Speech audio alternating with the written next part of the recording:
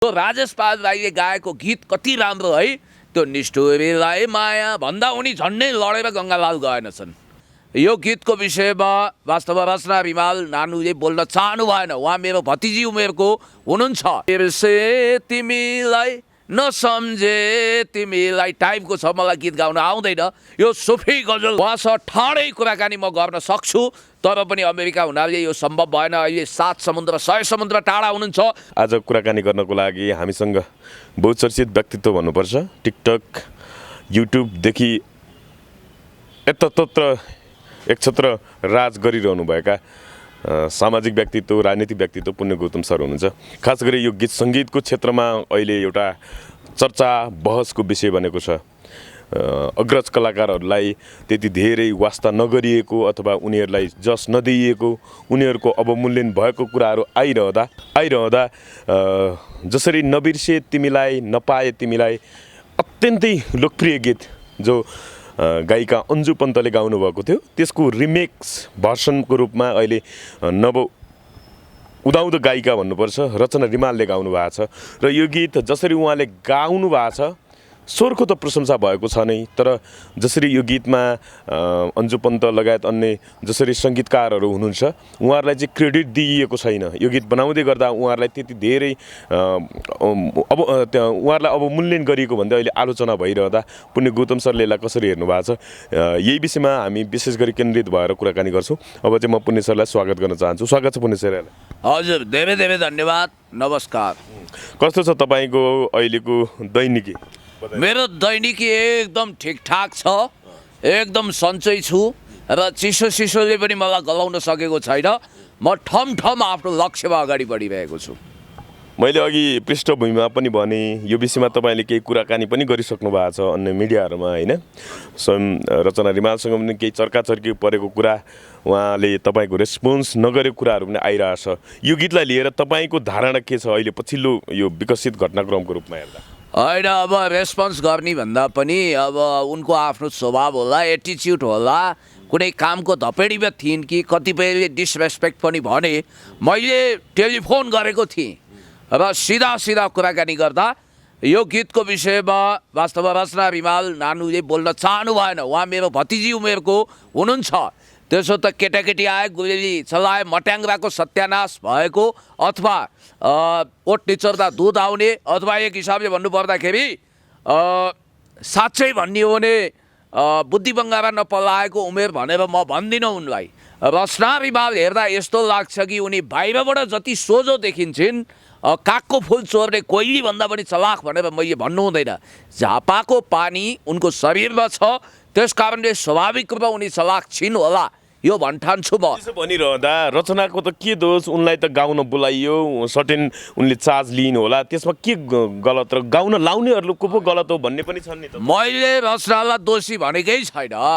रचनाको निर्दोषिता होइन, रचनाको निर्दोषिताको विषयमा म वेल अन्डरस्टुड छु।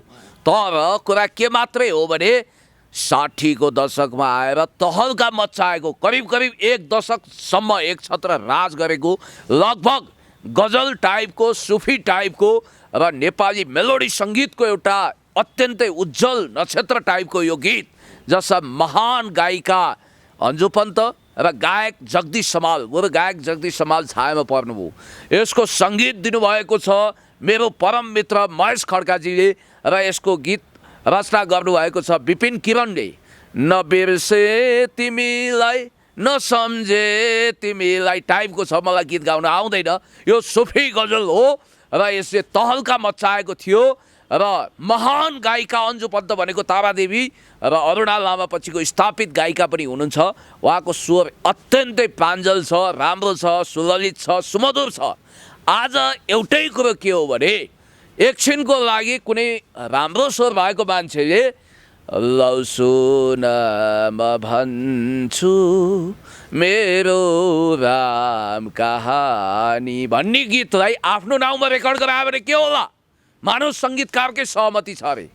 अथवा किशोर कुमारको स्वरलाई कुमार सानुले रेकर्ड गरायो भने के होला? कभर सङ भनेर मात्रै हुँदैन। या त कभर सङ होइन, तपाईँले भन्नुभयो रिमेक भर्जन होइन नि। यो त यस्तो लाग्छ कि रचना रिमालले गाएको हो भन्ने इम्प्रेसन दिन खोजिएको छ, किनभने यसको फुल राइट कोसँग छ कपिराइट त्यो मलाई थाहा भएन। तर यहाँ स्रष्टाको वास्तवमा भन्ने हो भने व्यक्तित्व र कृतित्वको एक हिसाबले हत्या भएको छ। एउटा गीतको लागि फादर अफ सङ भनेको जहिले पनि सङ्गीतकार र गीतकार हुन्छ, म मान्छु। तर मदर अफ सङ भनेको को? गायक हो, गायिका हो। त्यस कारणले गर्दाखेरि मदर अफ सङलाई यहाँ ठाडै अन्याय गरिएको छ। जगदीश समाल बिचरा उहाँ र अन्जु पन्तमाथि घनघोर अन्याय भएको छ। सायद अन्जु पन्तले पनि त्यसको सङ्केत गरेर अलिकति कटाक्ष चाहिँ गरेकी छिन्। अहिले उहाँ अमेरिका हुनुहुन्छ, उहाँसँग ठाडै कुराकानी म गर्न सक्छु, तर पनि अमेरिका हुनाले यो सम्भव भएन। अहिले 7 समुद्र 100 समुद्र टाढा हुनुहुन्छ। तर एउटा कुरा म तपाईँलाई भन्न चाहन्छु कि कुनै पनि गीत सङ्गीतको आफ्नै विशिष्टता हुन्छ, कपिराइट्स हुन्छ, ब्रान्डिङ गरेको हुन्छ, प्याकेजिङ गरेको हुन्छ।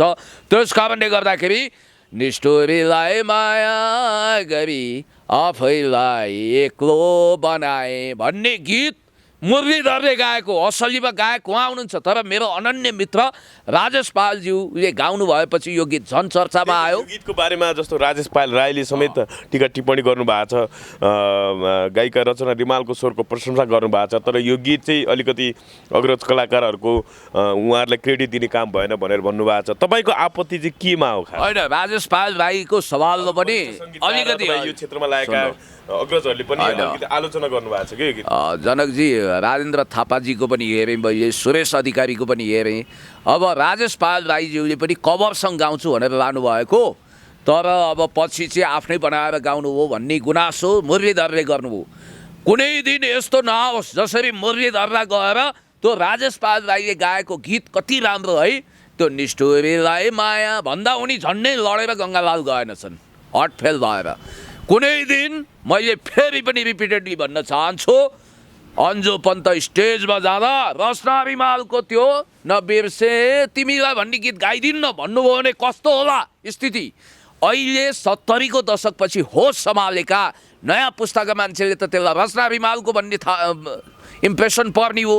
फेरि हाम्रो यो रचना रिमाल नानुको एउटा इनोसेन्सी भनौँ अथवा लापरवाही भनौँ, के भनौँ, बेनिसा पौडेलको एउटा गीत मुरली तिरिरी, जसलाई दीपक राज पाठकजीले रचना गर्नुभएको छ, त्यसलाई ठ्याक्कै आफ्नै जस्तो बनाएर टिकटकमा हाल्नु भएको छ लिपसिङ दिएर।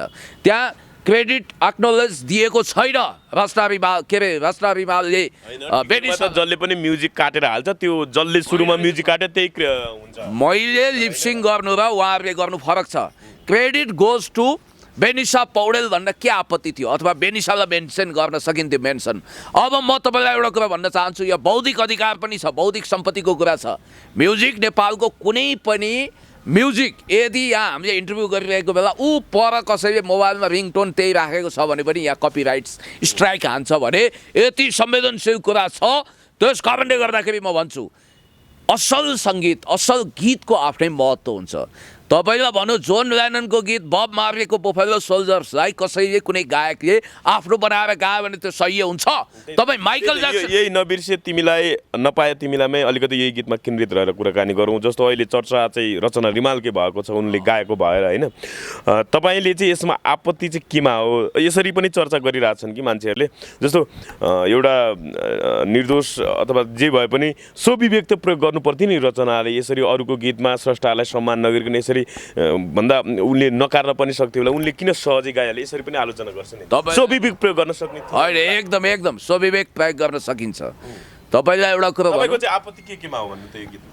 होइन, एउटा गीतको बोल छ के भारतमा, हुबहु अङ्ग्रेजी गीतको डिट्टो रहेछ।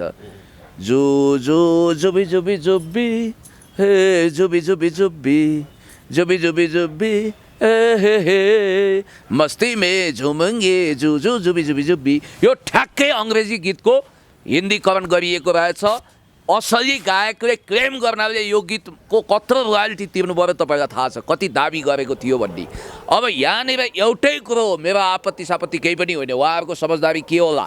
तर अन्जु पन्तको असली गायिका अन्जु पन्त हुनाले यो नक्कली आमाले सेरगेट मदरले सन्तानको दाबी गरे जस्तै असली आमा असली स्रष्टा असली गायिका अन्जु पन्तलाई काहीँ पनि मेन्सन नगरिकन क्रेडिट नदिकन महेश खड्का र विपिन किरणजीले जसरी रचना रिमालले फर्स्ट ह्यान्ड गीत गाएको इम्प्रेसन दिएर बाहिर मार्केटमा गीत ल्याउनु हो अन्जु सायद निधाउन सकिनन् होला। हुन त अन्जुलाई पनि कतिपयले भने अब तुझसे नाराज नहीं भन्ने गीत चाहिँ अन्जुले किन गाएको भने त्यो त कभर सङ हो नि त बाबा।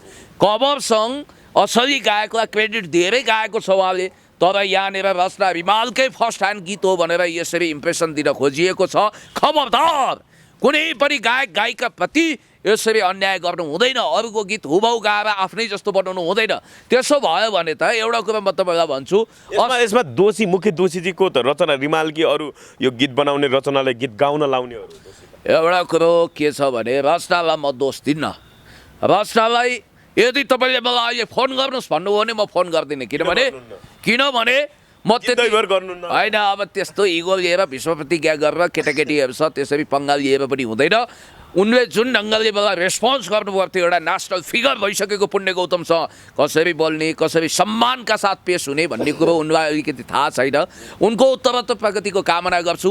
अलिकति कमजोरी रचनाको पनि हो। रचना त्यस्तै केटाकेटी होइनन्। उनले भन्नु पर्थ्यो यो त अन्जु दिदीको गीत हो, अन्जु दिदी थ्याङ्क्स भनेर उनले टिकटक बनाएर अथवा त्यही गीतमा पनि के भन्नु पर्थ्यो भने यसको असली गायिका चाहिँ रियल सिङ्गर अन्जु पन्त भनेर काहीँ कतै लेखौ न भन्नु पर्थ्यो। दोस्रो, महेश खड्काजी र विपिन किरणजी जसले अन्जुको सहमति सायद दिनुभएको छैन होला जस्तो मलाई लाग्छ। उहाँहरू जस्तो स्रष्टाले सर्जकले कसरी यो गीत अन्जु पन्तबाट खोसेर, यस्तो लाग्छ कि कुनै आमाको काखबाट शिशुलाई खोसेर अर्को आमालाई तै होस् यसको आमा भनेर त्यो शिशुलाई जबरजस्ती दिए जस्तो गीतलाई शिशु मान्नुहोस्, आमालाई चाहिँ त्यसको गायिका मान्नुहोस्, मदर अफ सङ हो। यहाँनिर अन्जु पन्तमाथि ठहरै अन्याय भएको छ। कोबाट अन्याय भयो, कसरी भयो, त्यसको हिसाब किताब उहाँहरूले गर्ने हो। अब अन्जुलाई अन्याय नै सहन मन छ, अन्यायप्रति नै उनी रमाउँछिन् भने कोही बात छैन। भनेपछि यसमा अन्जु पन्तको धारणा स्पष्ट रूपमा आउनुपर्छ। के गर्दा समाधान हुनु? एकदम आउनुपर्छ। अन्जु बहिनी, उमेरमा तपाईँ बहिनी हुनुहुन्छ, तपाईँको नयाँ घरमा रचना भएको छ, तपाईँको धर्मको विषयलाई लिएर टिक्का टिप्पणी गर्नेहरूप्रति म कुनै त्यस्तो लान्छित गर्न चाहन्न, किनभने त्यो पर्सनल कुरा होला, कतिपय असहमति होला, हाम्रा पनि विमति होला र कतिपय कुरामा तपाईँको प्रतिभा, तपाईँको गायन, तपाईँको एउटा खालको व्यक्तित्व क्रेज त्यो कसैले पनि लिन सक्दैन। र म आज पनि भन्न चाहन्छु 60को दशकमा तहल्का बच्चाएको नबिर्से तिमीलाई नसम्झे तिमीलाई भन्ने यो गीत जति अन्जु पन्तको स्वरमा सुमधुर सुनिन्छ त्यति रचनाको स्वरमा सुमधुरता छैन।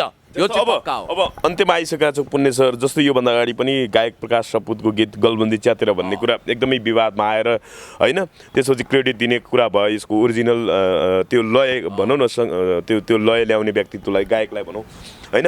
अब यसमा चाहिँ समाधान के हुनसक्छ? त्यसमा त लय र भाका मात्रै कपी गरिएको भन्ने छ। त्यसो त प्रकाश सपुतले यो मात्रै होइन नि त, पहिला पनि ल ल ल ल ल ल ल ल ल भन्ने गीत, बहिनीको दया छ भने भोदि गर दाइ नाचे नभने भन्ने नारायण गोपालको गीतको भाका कपी गरिएको भन्ने छ। यसमा समाधान भनेको अन्जु पन्तले निकाल्ने हो। अन्जु पन्तले यदि यो कुरा स्वीकार गरिनन् भने उनले कानुनी हिसाबले पनि जान सक्छन् र यसमा सङ्गीतकार र गीतकारलाई पनि क्लेम गर्न सकिन्छ। हटाउनुपर्छ भन्ने, नयाँ बनाउनुपर्छ भन्ने हो कि यसैमा होइन? अब डिस्क्रिप्सनमा लेख्दै यसको म रिठे झाँक्री होइन, फैसला गर्न बसेको न्यायाधीश पनि होइन, म गीत सङ्गीतको त्यस्तो ठुलो मर्मज्ञ होइन, तर सर्प पनि भागोस् लट्ठी पनि नबाचियोस् भन्ने हिसाबले आजकल सर्प पनि मरोस् भन्नु हुँदैन, कानुन लगाएर जेल परिन्छ। म तपाईँलाई स्पष्ट रूपमा भन्न चाहन्छु कि अन्जु पन्तलाई मुख्य क्रेडिट दिएर गीतलाई फेरि नयाँ ढङ्गले सुट गरेर त्यसरी लेख्न त फेरि मिल्दैन नि त भिडियोमा। अब फेरि नयाँ भिडियो नयाँ बनाउनु पर्यो कि होइन भने तल डिस्क्रिप्सनमा सम्म लेख्नु। जे गरेर हुन्छ अन्जु पन्तलाई यसको असली गायिका हो भन्ने इम्प्रेसन स्थापित गर्नु पर्यो। हस्, धन्यवाद। यो म थ्याङ्क यू सो मच। म महेशजी, रचना नानु, त्यसपछि यता आएर विपिन किरणहरूको पनि उत्तरोत्तर प्रगतिको कामना गर्न चाहन्छु। खबरदार, यस्तो भयो भने एक दिन असली गायक सबै छायामा पर्नेछन्। अब नारायण गोपाल, भक्तराज, एकचोटि त दुर्गेश थापाले भक्तराजको गीतमा पनि मुटु जलिरहेछ होला नारायण गोपालको भनिदिएर ट्रोल मचाएका थिए। त्यसै गरी असल गायक र असल सर्जकहरू छायामा पर्छन् र नयाँ नयाँ आउने मान्छेले ठ्याक्कै आफैले गाएको इम्प्रेसन दिनेछन्। यस्तो नगरौँ। असली गायकको गीतलाई नै उसलाई क्रेडिट दिएर हामीले अगाडि बढौँ। र आज लता मङ्गेशकर स्वर्गीय हुनुभएको छ, उहाँप्रति हार्दिक श्रद्धाञ्जली। जसले हाम्रो नेपाली गीतहरू पनि गाउनु भएको छ। नेपाली गीत पनि गाउनु भएको छ, विश्वका विभिन्न भाषामा गाउनु भएको छ र स्वर साम्राज्ञी भनेर इन्डियामा चिनिन्छ। 2 दिन राष्ट्रिय झन्डा झुकाउँदैछन् रे। हामीले पनि उनको सम्मानको निम्ति शिर झुकाएका छौँ। आज भर्खर जय किशनजी र मैले पनि दो पलका खबों का कारना भन्ने गीतमा टिकटक बनाएका छौँ। मेरो अफिसियल टिकटकमा गएर हेरिदिनु होला। निःशुल्क मेरो विज्ञापन पनि गर्न भ्याएँ है। धन्यवाद।